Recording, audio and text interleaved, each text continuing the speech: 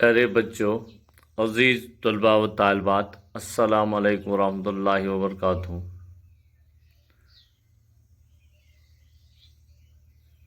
یہ آج ہم 11ویں اور 12ویں جماعت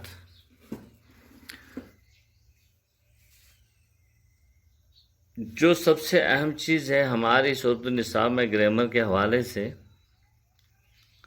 آج ہم ان پہ بات کرنے کی کوشش کریں گے۔ وہ ہیں شعری اصطلاحات۔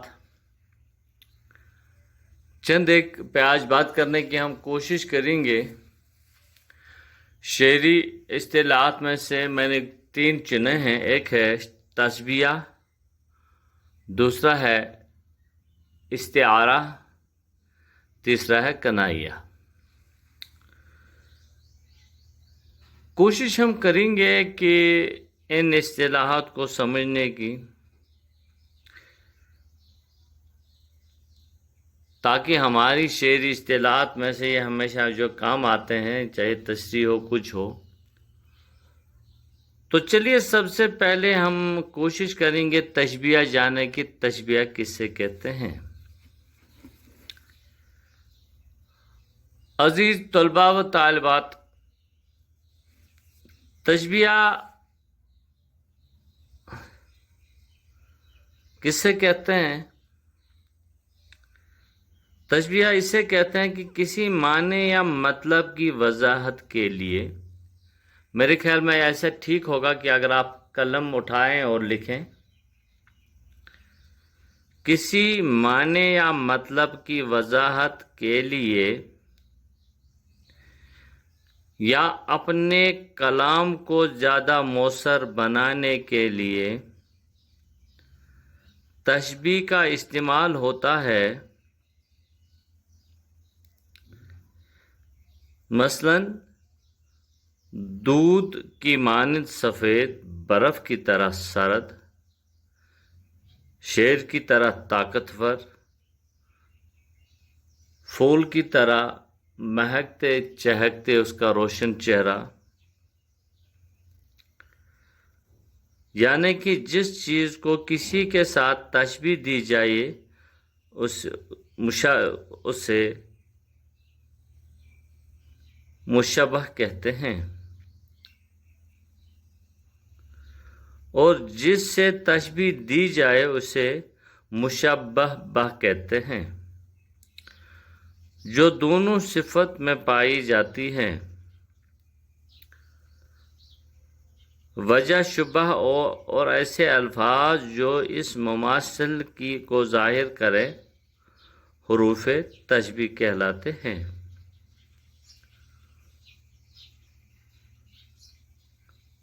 پھر تھوڑا سا، کسی معنی یا مطلب کی وضاحت کے لیے اپنے کلام کو زیادہ مؤثر بنانے کے لیے تشبیہ کا استعمال ہوتا ہے۔ جیسے کہ میں نے ابھی عرض کر چکا، دودھ کی مانند سفید، برف کی طرح سرد، شیر جیسا دل، شیر جیسا طاقتور بندہ، پھول جیسا چہرہ۔ بہت سارے ایسے تشبیہ ہیں، اور جس سے تشبیہ دی جائے اسے مشبہ کہتے ہیں، اور جس کو تشبیہ دی جائے، ایک تو یہ ہے جس کو تشبیہ دی جائے اسے مشبہ کہتے ہیں، اور پھر جس سے تشبیہ دی جائے اسے مشبہ بہ کہتے ہیں، جو دونوں صفت میں پائے جائے۔ اور وجہ شبہ ایسے الفاظ جو اس کی مماثل کو ظاہر کریں حروف تشبیہ کہلاتے۔ تشبیہ کے 3 درجے ہیں۔ ایک ہے اعلیٰ قسم کا تشبیہ، دوسرا ہے اوسط قسم کا تشبیہ، تیسرا ہے ادنیٰ قسم کی تشبیہ۔ اعلیٰ وہ ہے جس میں مشبہ بہ کے سوا اور ارکان مذکور نہ ہو، جیسے شیروں کا شعر، اور اس میں اگر دیکھیں گے تو شیروں کا شعر مشبہ بہ ہے، اور مشبہ جس کو تشبیہ دی جائے مذکور نہیں، اور تشبیہ اوسط وہ ہے جس میں مشبہ اور مشبہ بہ دونوں مذکور ہوں، بعض ہو اور بعض نہ ہو۔ جیسے ایک شعر عرض کرنا چاہتا ہوں میں، ہوئی خالی سے مشک بیزی اور دل کی زخموں پر، نمک کیسا الہا دانے فلفل میں رکھا ہے۔ چلیے یہ تھوڑا سا مشکل ہے۔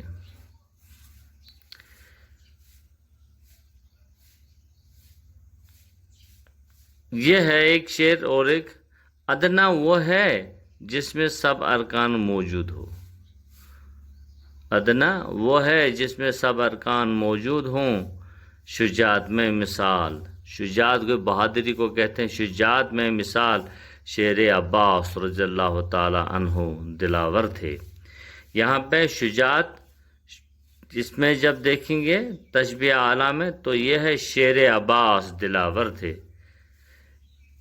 وجہ تشبیہ جو ہے وہ شجاعت ہے، اور حروف تشبیہ شعر ہے، مشبہ با وہ ہے عباس رضی اللہ تعالیٰ عنہ۔ مختصراً یہ جس چیز کو کسی کے ساتھ تشبیہ دی جائے اسے تشبیہ کہتے ہیں۔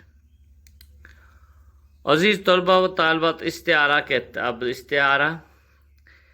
استعارہ کے لغوی معنی کسی چیز کو عاریتن یعنی کہ ادھار مانگنے کے ہیں۔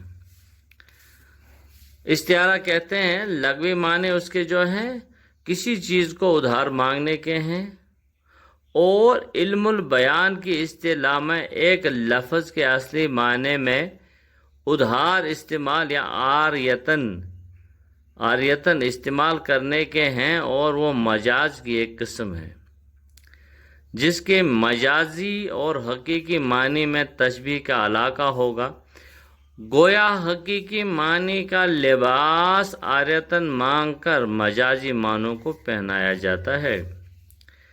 کسی لفظ کے ان معنی میں استعمال کرنے کو جن کے لیے وہ لفظ وضع کیا گیا ہے، اس معنی میں اس کا استعمال حقیقت کہلاتا ہے، اور معنی حقیقی جو مجازی کی ضد ہے۔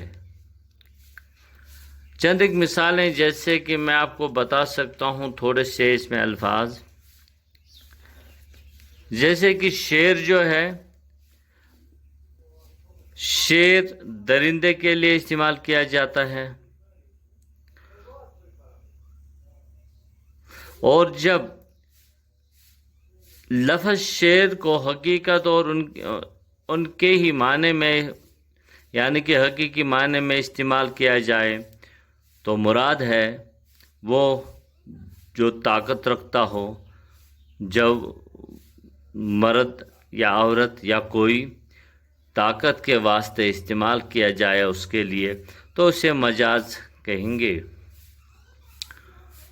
اور ان کے معنی کو مجازی اور اس استعمال کے لیے مجازی اور حقیقی معنی میں کسی علاقے کا لگاؤ کا ہونا ضروری ہے، اور اگر وہ علاقہ تشبیہ کا ہے تو اسے استعارہ کہیں گے، ورنہ مجاز۔ جیسے شجاع اور شیر کی مثال، جس کو تشبیہ دی جائے اسے وہ چیز سمجھا جائے جسے تشبیہ دی گئی ہو، اسی واسطے دونوں میں صرف ایک کا ذکر کیا جاتا ہے۔ اس کی دو قسمیں ہیں، یعنی کہ استعارہ، اس کے دو قسمیں ہیں، ایک تو ہے استعارہ بالتصریف اور دوسرا ہے استعارہ بالکنایہ۔ چھوڑیے ان پہ کبھی اور بات کریں گے، اور میں نے ابھی ہم تھوڑا سا کنایہ پہ بات کریں گے۔ کنایہ کس سے کہتے ہیں؟ کنایہ کے معنی ہے پوشیدہ بات کہنے کے، اور اصطلاح میں وہ لفظ ہے جس میں ملزوم کے معنی لازم سے لیے جائیں، یعنی مطلوب یا موصوف کے لیے جو صفت یا اشارہ مقرر ہو، صرف اس کے بیان کے مطابق موصوف مطلوب مراد لیا جائے۔ مثلا شستر بے مہار کہیں اور فضول گویا